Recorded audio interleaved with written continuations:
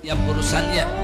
Begitu juga semua kita yang hadir di sini, semoga Allah sembuhkan penyakit kita, mudahkan segala urusan kita. Bismillahirrahmanirrahim. Fatihah. Assalamualaikum warahmatullahi wabarakatuh. Bismillah walhamdulillah wassalatu wassalamu ala rasulillah wa ala alihi wa sahbihi wa mawalah. Ikhwan, akhwat, para pemirsa, alhamdulillah dengan izin Allah subhanahu wa ta'ala kita berjumpa lagi dalam acara yang semoga penuh keberkahan dari Allah subhanahu wa ta'ala. Sudah sekian paparan sama kita kaji secara singkat tentang keagungan Al-Quranul Karim sebagai mukjizat yang terbesar bagi Nabi kita Muhammad SAW. Dan sudah beberapa mukjizat ilmiah Al-Quran yang sudah kita ulas secara singkat, secara ringkas, tapi mudah-mudahan itu akan menjadi penyebab turunnya rahmat dan bisa mendatangkan manfaat untuk kita semua. Ahibahil kiram, ada satu ayat yang sangat menarik dalam Al-Quranul Karim, yaitu dalam surat Al-Insyiqaq. Wallahu subhanahu wa ta'ala qal, wal qamari idza tasak latarkabunna tabaqan an tabaq. Shadaqallahul azim. Ayat ini menyatakan sumpah Allah subhanahu wa ta'ala dengan kebesarannya yang telah menciptakan aneka ragam makhluknya termasuk bulan. Allah menyatakan wal qamari idza tasak, demi bulan apabila ia purnama. Latarkabunna tabaqan an tabaq, niscaya engkau akan bisa menaikinya setingkat demi setingkat. Di zaman terdahulu banyak ulama tafsir memaknai bagian latarkabunna tabaqan an tabaq yang dikaitkan dengan pertumbuhan daripada manusia, yaitu engkau akan melalui tahapan-tahapan kehidupan dari bayi, anak-anak, remaja, dewasa sampai meninggal dunia. Namun belakangan ada perkembangan baru di dalam penafsiran tanpa meninggalkan daripada penafsiran ulama terdahulu.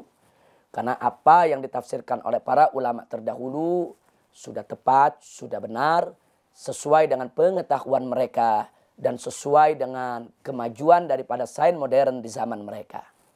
Tapi belakangan para ulama ahli tafsir mulai memberikan tafsir alternatif yang lain.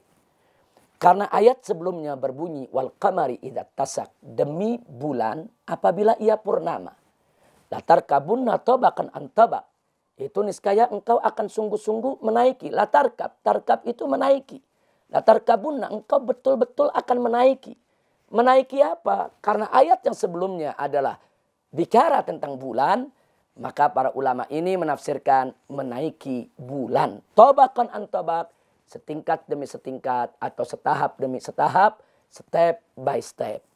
Jadi kalau mau direnungkan, ternyata di dalam ayat ini mengandung isyarat bahwa suatu ketika di masa depan, jauh setelah Al-Quran itu diturunkan, manusia akan punya kemampuan untuk menjelajah bulan.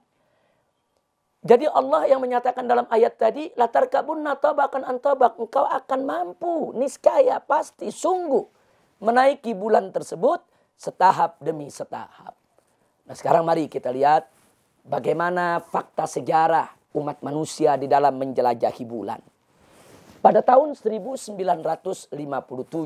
Miladiyah, yaitu pesawat ruang angkasa yang diberi nama Sputnik 1, itu menjadi satelit pertama yang berhasil masuk ke orbit di sekeliling bumi. Nah, jadi satelit pertama yang dibuat oleh umat manusia yang mampu masuk yaitu ke dalam orbit mengelilingi bumi, yaitu adalah Sputnik.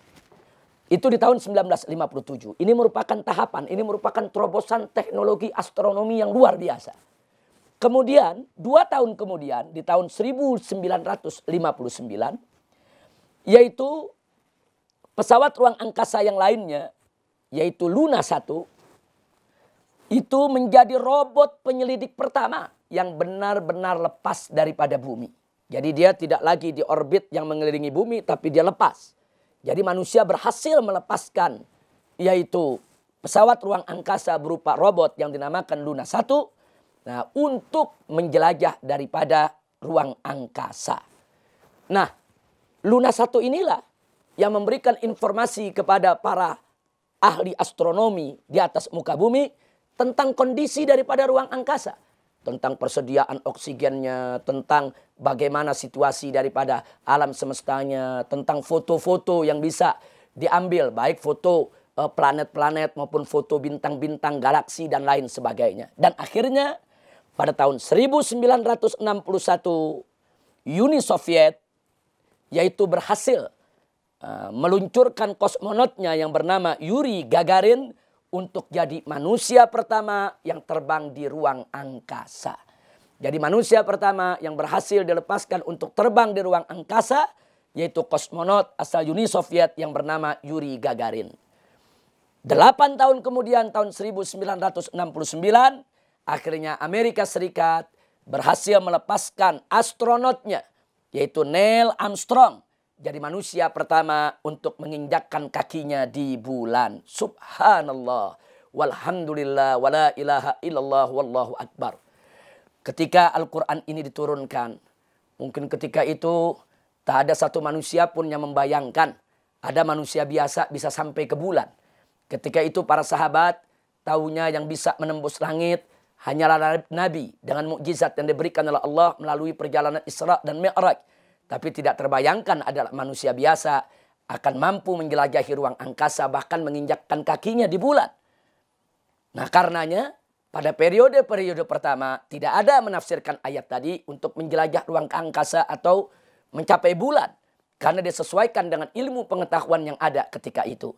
Tapi manakala ilmu pengetahuan itu berkembang dan ternyata terbukti bahwa manusia akhirnya mampu untuk menjelajah ruang angkasa dan menginjakkan kakinya di bulan, maka tidak ada pilihan lain. Dan kita tidak boleh menghindar.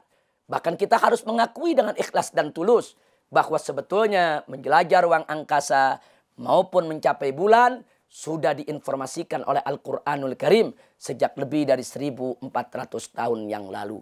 Wallahu subhanahu wa ta'ala qala fala uqsimu bisyafaq wal laili wa ma wasaq wal qamari idza tasak la tarkabunna tabaqan an tabaq. Shadaqallahul azim. Ikhwan wa akhwat rahimakumullah. Dengan pemaparan kali ini akhirnya bertambah lagi yaitu pengetahuan kita tentang keagungan Al-Qur'anul Karim yang semoga akan semakin menambah keimanan kita kepada Al-Quran. Semakin menambah kecintaan kita kepada Al-Quran.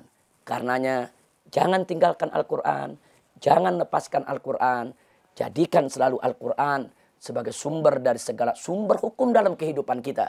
Jadikan Al-Quran sebagai pedoman hidup kita selamanya. Karena Al-Quran adalah kalam Allah yang mengandung aneka ragam mukjizat yang sangat menakjubkan. Alhamdulillahirabbil alamin. Terakhir sebagai catatan, kalau masih ada segelintir orang mengatakan tidak betul manusia bisa sampai ke bulan, itu hanya cerita omong kosong dari orang-orang non-Islam. Karena berita itu dari mereka. Mereka yang memfotonya. Bisa saja mereka melakukan rekayasa. Tentunya asumsi semacam ini tidak kita katakan berlebihan. Bisa saja memang mereka berbohong melakukan rekayasa. Tapi ingat, jangan lupa bahwa sekarang banyak astronot-astronot muslim yang telah sampai ke ruang angkasa. Bahkan juga telah sampai ke bulan. Ada astronot-astronot muslim yang telah ikut terbang ke ruang angkasa. Dan membuktikan kalau apa yang diberitakan oleh mereka ternyata memang benar. Jadi kehadiran astronot-astronot muslim tersebut menjadi penguat saksi bagi kita. Bahwa memang manusia sudah sampai ke bulan. Sebagaimana diinformasikan Al-Quran sejak dulu kala. Sekian, terima kasih. Hadani Allah wa iyyakum ila siratikal mustaqim. Wassalamualaikum warahmatullahi wabarakatuh.